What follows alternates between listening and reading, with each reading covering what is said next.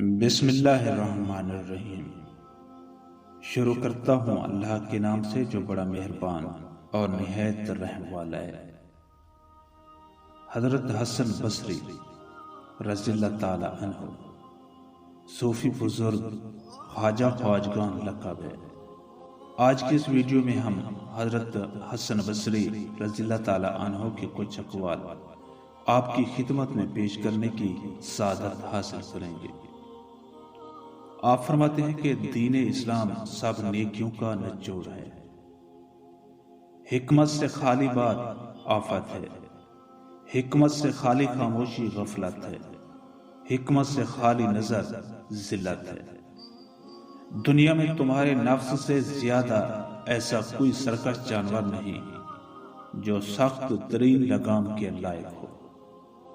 دنیا کا عذاب یہ ہے کہ تیرا دل مردہ ہو جائے۔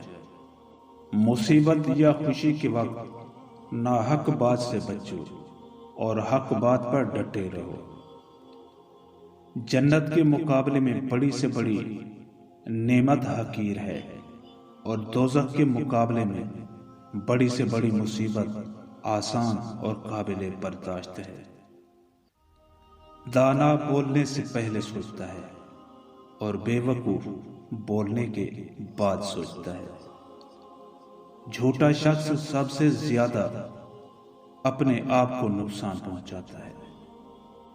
دنیا کو اپنی سواری جانو، اگر تم اس پر سوار رہے تو یہ تمہیں منزل تک لے جائے گی، اور اگر تم نے اسے خود پر سوار کر لیا تو تمہارے لیے ذلت و ہلاکت ہے۔